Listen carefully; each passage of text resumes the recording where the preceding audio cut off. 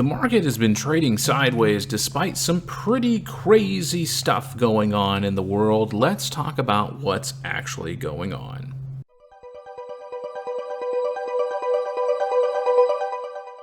Good evening, my fellow Riz Elite members, and of course our subscribers here on YouTube. This is your weekly market recap with Riz International.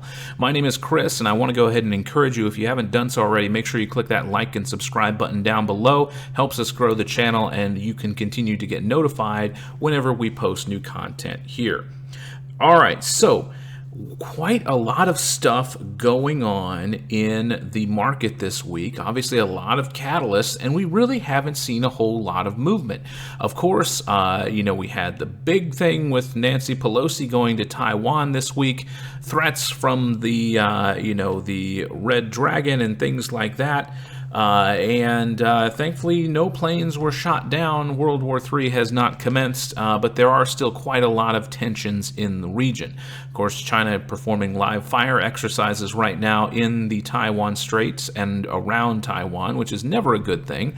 But thankfully we have avoided a hot conflict for the moment. That being said, the market reacted somewhat strange, even with a lot of good earnings coming out. A lot of big tech names reporting pretty decent earnings so far, and the market really just kind of going up and down, and we're not really getting too much. 4150 seems to be our short-term resistance at the moment, and so we, kind of pushed up there on Wednesday, and then we kind of came back down, and we're just holding above the 100 simple moving average right now on the market. As we talked about last week, this is my line in the sand right here around this 4175. That would signal a true change in direction.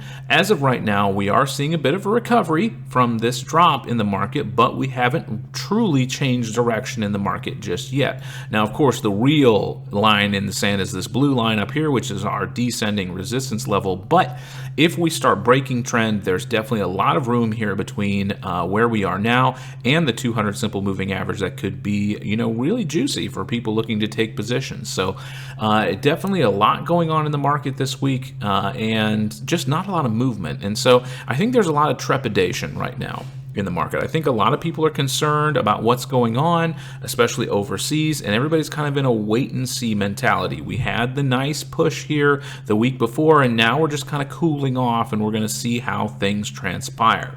Taking a look at our breakdown here for the S&P 500, very nice push in utilities over the last couple weeks over the zero line. We were over the zero line last week. A nice little uptick here in energy despite oil taking a beating this week, and we'll look at that in just a minute.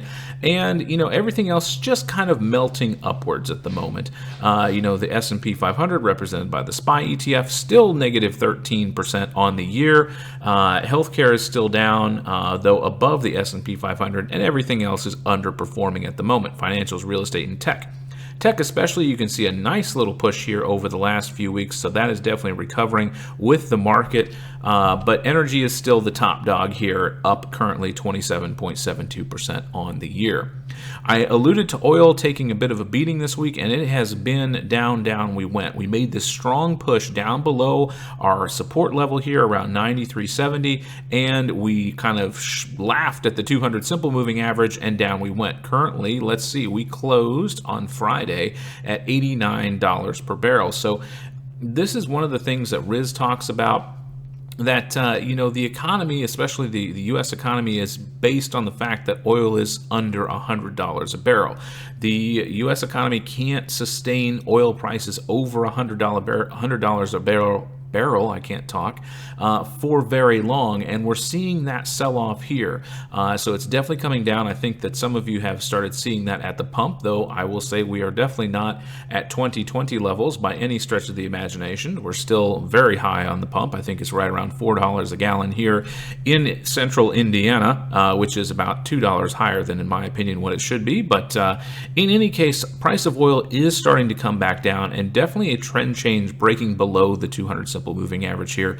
Gold continues to rally, pushing back up above our support and resistance level here at 1765, and our 1680 level was respected as always, or at least as it has been for quite some time. Here is the bottom level for gold. Gold making a very nice rally over the last couple of weeks. We don't currently hold a position in either oil or gold, but it is definitely something that we're watching. Nice rejection of the 50 here on Friday, and gold is basically just holding above support right now. Really not anything too exciting. Something else that's not overly exciting right now is cryptocurrency. After the crypto crash of 2021 and 2022, Bitcoin is just, as I mentioned before, kind of melting up at this point. There's really not much going on in crypto. Nothing very exciting going on with Bitcoin. We kind of make a rally and then we sell off, and then here's when we rally and then we sell, and we rally and then we sell, and so we're really below this 25,000 resistance area. We really need to break above this before we see any type of movement in cryptocurrency, in my opinion. Though I will say the trend is slightly to the upside, which is definitely good. It's good news for crypto, and if you continue to hold crypto, then you can. Again, not recommending you take a position. Just talking about where Bitcoin is going, and all the other major coins are behaving pretty much similar. Now, with everything going on this week, we didn't take any new positions as far as stock positions are concerned. And, if you were in Elite and you took advantage of, our different levels for buying in, you should be sitting pretty nicely right now as far as your positions are concerned. But I mentioned some tech people doing pretty well. Apple, one of them, having a very nice earnings result and definitely helping push the market up here. Nice little gap up there on the previous, that would be Friday, and a nice little bounce off this 200 area, and Apple looking very, very nice, definitely doing well. If I'm not mistaken, I think AMD did pretty well as well. Yep, they're doing good. Looks like a nice beat here, a good 2 cents per share beat, and revenue's up 0.3%, so I can't complain about that. Making a nice little rally on AMD. Some of them that aren't doing so great, Amazon taking a little bit of a miss on earnings, but doing spectacular as far as the stock price is concerned. We see negative earnings for Amazon, but a nice increase in revenue, so a big push on revenue, even though EPS is down quite a bit. So huge gap up here on Amazon. Again, if you were in on our Amazon trade that we took a while back, you should be pretty happy at this point because you are nicely in the green post-split, which happened over here. Even though we had this sell-off, we found support here around $100 per share, and up we went. One that is probably going to be in the news here is going to be Taiwan Semiconductor. Obviously, if things continue to go with China, this one could take a hit. We don't currently have a position in this one, but definitely a name to keep an eye on as things happen in the South China Sea. Once Pelosi came and things were looking good, I believe it was on Tuesday here, if my memory serves me correctly, TSM has taken quite a bit of a rise. So all things considered, it looks like earnings were in pretty decent shape. Yes, they're doing very nicely. A nice little push up here on TSM. So we'll have to see how that goes. But I want to go ahead and open it up to questions. If anybody here who is live in the chat wants me to take a look at anything, please feel free to post it up in the chat. Any questions about markets in general, here to help.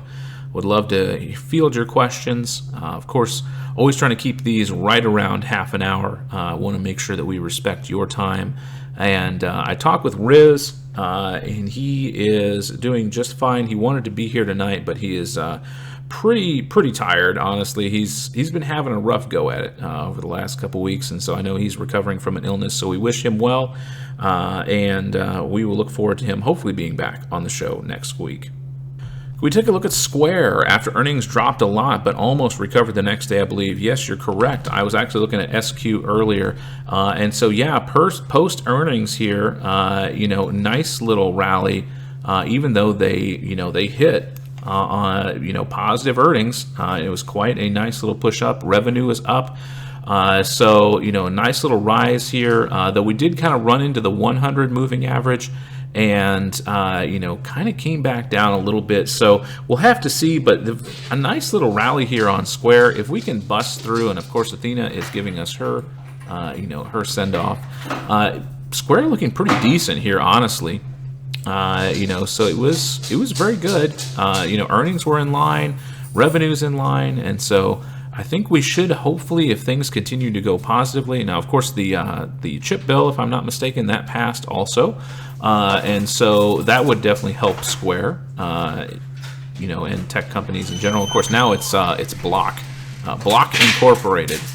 Athena taking a little stroll here. We have somebody coming over for dinner. Another reason why we're going to make sure we keep this to half an hour, because I have dinner waiting for me. But Square looking pretty solid in my opinion. Yeah, it did drop quite a bit on Friday, but a nice little recovery, though admittedly a bit of a rejection of the 100 moving average here. But I think honestly, with earnings being in line, and I think we've probably found the bottom here on Square. At least that's what it looks like. If the market continues to push up, I suspect Square will go with it, and we could see a breach of the 100 as well as this 96 area that has proven to be somewhat significant over the past. But yeah, I like it, honestly, especially if you got in pre-earnings on Square. I will say it is looking a little overbought on RSI, but I'll tell you this, guys, RSI is not a guarantee by any stretch of the imagination. It's I've seen things stay overbought and oversold for weeks, so don't put a whole lot of stock in it. It's just one indicator. But we could see a little pullback before we see a push up, but I suspect if the market continues to go, Square will go with it. I guess everybody's hungry. That's what I'm getting here. I'm not seeing anybody typing. So I just want to come back here, guys. Definitely keep an eye on this 100 moving average here. We're definitely holding above that, which is a very good sign. If we see a push to 42 or 43, that is very bullish, especially if we can break over this area here. That would be a true trend change at that point, and we could see some move higher. That being said, we still maintain a medium-term bearish position on the market. These recoveries do happen. If we break this downtrend here, I think we will be in full recovery mode at that point, and we'll have to see where we can go. Now, are we going to run back up to the all-time highs of 48.20?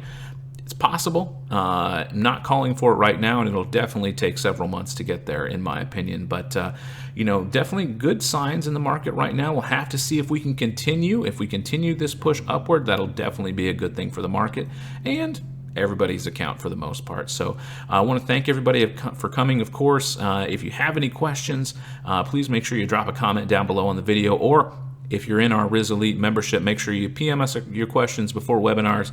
We're more than happy to take your questions on the air live. So I hope everybody has a great rest of your weekend. Rest up, enjoy yourself, and we will see you back in the markets on Monday.